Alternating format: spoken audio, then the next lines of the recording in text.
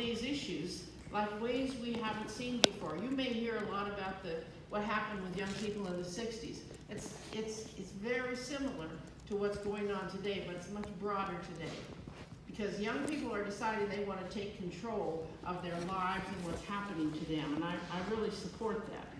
But I want to talk to you just a moment about the environment. I know that a lot of people that I represent are working very hard to take care of Puget Sound and the Salish Sea and to help the orcas and the salmon.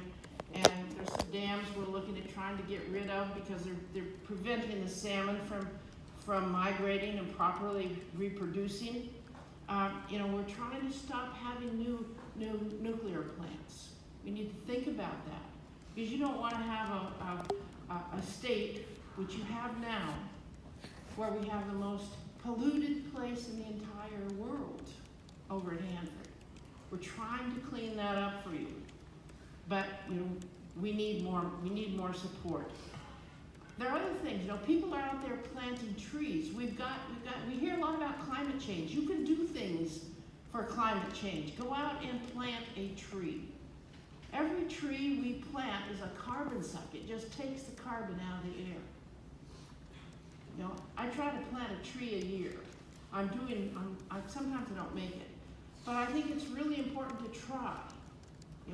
We need to save our trees because they provide shade from the hot heat, but they also absorb all of the carbon. Not all of it, but a great deal of it. The other thing, we can also, put solar panels on buildings. It's important to put solar panels on buildings because that's the sun's energy. That's important.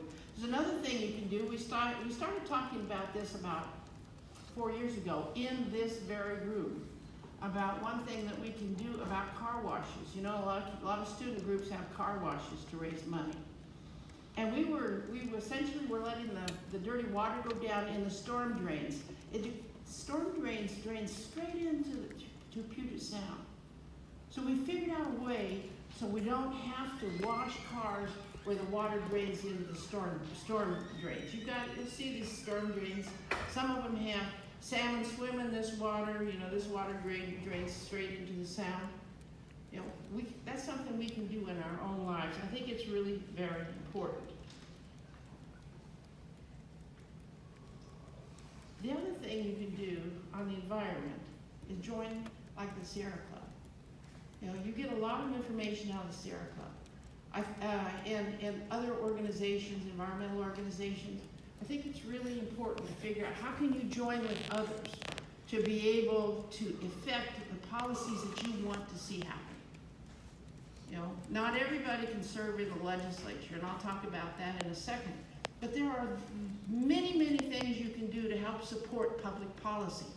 Because every issue that all of these organizations, the environmental groups, work on, like the Sierra Club, that's just an example, we take up in the legislature.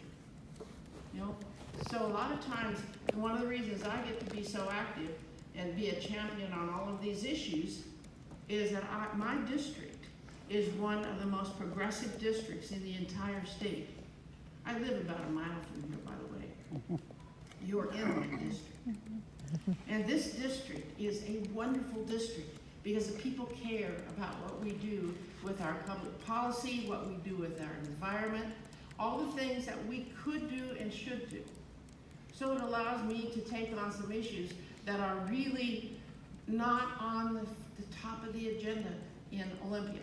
And one of them, and I feel very strongly about this, is the inequality of income and wealth in this state. Do you know that there's only one county in this state that that the people make more money than the average wage of all of the counties put together, and that's King County. Every other county in this state, the family wages that people make is below the average income of the state. It's really a huge phenomenon when you look at what's happening to our families. We have a number of kids in our school systems who are homeless. We have 40,000 children in this school system in this state who are homeless. along with their families. That's an issue that we have to address in Olympia, because it means we don't have enough places for people to live. And it has to do with why don't we have enough places for people to live? Besides the fact we don't have a lot of money, is because we need to figure out what is the public policy of us as a state, you know, to take care of our people. We talk a lot about the infrastructure.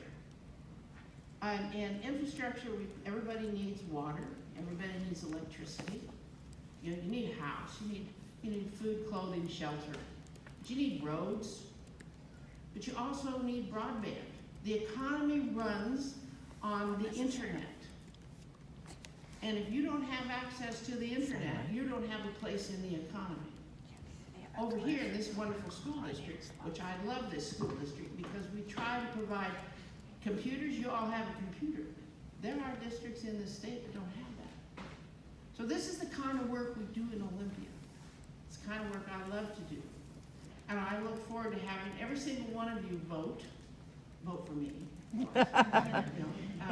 But you need to vote and you need to participate in your community, because there are people who can't participate, but you can. So I look forward to our discussions. I hope you'll have a lot of questions to ask me, because I love to engage in dialogue. And if we don't get our questions asked during the program, I'll stay a little bit later and listen to what you have to say. Thank you. Thank you, Senator Chase. Appreciate you being here.